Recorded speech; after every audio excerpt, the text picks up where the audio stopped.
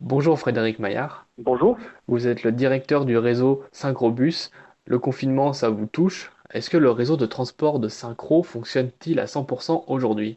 Alors non, le réseau Synchrobus dans l'agglomération chambérienne fonctionne, on a un niveau de transport adapté, adapté à la fois à la fermeture des établissements scolaires, puisque les scolaires sont parmi les clients très fidèles du réseau, et puis parce que nous accompagnons également les mesures de confinement imposées par le gouvernement. Et donc aujourd'hui, le réseau fonctionne à un niveau de service équivalent à peu près entre 20 et 25% d'une journée normale. Quel constat du Euh, coup du trafic vous faites par rapport à une période normale? Alors le trafic est encore plus faible que ça, puisqu'en fait, au quotidien, on constate, via les validations qui sont faites à l'intérieur des véhicules, une fréquentation qui est de l'ordre de entre 3 et 5% d'une journée normale, en fait. Donc on a très peu de monde dans les bus aujourd'hui. Alors comment respecter la distanciation sociale dans un bus de 12 mètres de long? Alors c'est pas très simple, effectivement. On fait d'abord un appel au civisme et à la responsabilité des voyageurs qui utilisent le réseau. Par ailleurs, nous rappelons, il y a des annonces sonores ou avec des affiches à l'intérieur des véhicules, tous les gestes barrières, et donc on incite les gens à pouvoir le respecter. Et puis, on a mis en place également un système qui permet de prévenir les forces de l'ordre quand on commence à avoir trop de monde dans un véhicule pour qu'il puisse y avoir peut-être une intervention pour nous aider à gérer ces flux. Alors quelles mesures sont prévues pour les conducteurs de bus? J'imagine que vous avez des masques, des gants, peut-être des vitres anti-postillons. Alors, à ce titre-là, en fait, on respecte scrupuleusement les recommandations sanitaires en la matière, qui ont été édictées pour tous les réseaux de transport en commun en France. Donc, ça veut dire qu'aujourd'hui, on interdit la montée des voyageurs par la porte avant. Les voyageurs montent par les portes arrière pour éviter le contact des conducteurs. Nous avons l'avantage à Chambéry de disposer de vitres, ce qu'on appelle des vitres anti-agression qui sont levées donc au niveau du poste de conduite, ce qui isole le conducteur par rapport au reste du véhicule.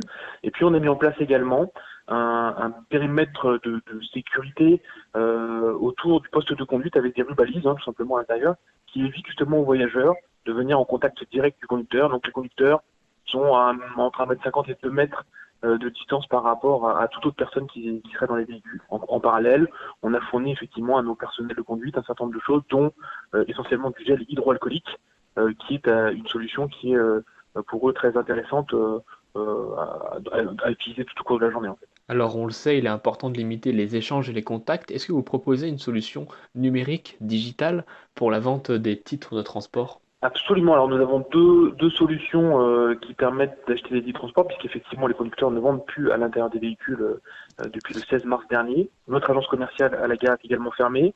Donc nous proposons soit l'achat via la e-boutique, donc depuis l'application mobile ou le site internet Synchrobus. Ça permet d'acheter notamment un titre à l'unité, voilà, qui permet de prendre le bus avec un titre de transport. Et nous avons également à disposition dans le centre-ville de Chambéry 4 distributeurs automatiques de titres de transport, donc des distributeurs de titres, sur lesquels on peut acheter un titre, soit pour un voyage, soit à la journée, soit éventuellement un abonnement mensuel. Donc ce sont des dispositions qui sont mises en avant dans le cadre actuellement un peu contraint de cette pandémie. Une fois de retour au dépôt, quelle est la procédure de décontamination d'un bus? Alors c'est un point très important qui était en plus fixé par décret gouvernemental dans le cadre de la loi d'urgence sanitaire. Donc les véhicules, on nous impose de les désinfecter une fois par jour au minimum. Donc en fait, l'organisation du travail que nous avons mise en œuvre permet finalement de n'affecter qu'un seul conducteur à un véhicule pour une journée. On a aujourd'hui, comme on a peu de bus qui roulent finalement, on arrive à ne pas faire en sorte qu'un véhicule soit utilisé par plusieurs conducteurs différents au cours de la même journée. Et dès que le véhicule a terminé son service, il est mis de côté pour une désinfection complète qui est réalisée par notre prestataire spécialisé dans le nettoyage industriel, avec Alors, des produits adaptés, donc virucides, bactéricides et fongicides. vis-à-vis des soignants, on l'a vu se multiplier dans plusieurs villes. Est-ce que vous proposez un service de bus solidaire? Alors nous avons travaillé conjointement avec le centre hospitalier de Chambéry et Grand Chambéry, qui est notre collectivité de référence, pour mettre en place des navettes dédiées aux personnels hospitaliers, avec alors 4 itinéraires, 3 internes à l'agglomération de Chambéry et une qui vient d'Aix-les-Bains, puisqu'il y a des relations assez importantes entre les centres hospitaliers, enfin les établissements hospitaliers d'Aix-les-Bains et Chambéry, qui appartiennent finalement au même centre hospitalier général.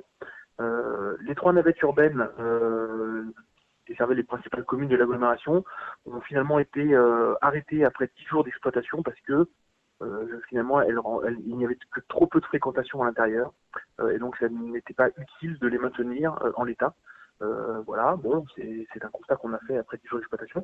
Celle qui vient d'Aix-les-Bains est maintenue avec des horaires un peu adaptés. On a enlevé quelques horaires malgré tout, mais par contre, elle est maintenue parce qu'on a encore on a un petit peu de monde à desservir entre les deux communes. En fait. Un point qui concerne tout le monde maintenant, c'est les abonnements mensuels de mars et d'avril. Comment vous allez gérer tout ça? Alors, des décisions ont été prises par notre collectivité, notre autorité délégante, Grand Chambéry. Les voyageurs qui avaient acheté un abonnement mensuel au mois de mars se verront offrir à l'issue de cet épisode un mois d'abonnement gratuit, enfin un mois d'abonnement en tous les cas en dédommagement de ce mois de mars qu'ils n'ont pas pu utiliser comme il faut. Et pour les abonnements annuels? Pour les abonnements annuels, donc les gens qui ont un abonnement annuel, qui court encore aujourd'hui, il y aura une mesure qui sera prise à l'issue de la période de confinement, à l'issue de cette crise. Et donc en fait, on prolongera la validité des abonnements annuels de la durée finalement du confinement. C'est-à-dire que si on a un mois de confinement, ce sera bien plus, mais un mois de confinement, un mois de plus, 2 mois de confinement, 2 mois de plus, etc. Donc l'enjeu, c'est de faire en sorte de compenser les gens qui avaient pris des abonnements mensuels ou annuels pendant cette période. Bien, merci Frédéric pour toute cette info concernant le réseau de transport Synchrobus. Je vous remercie. Au revoir.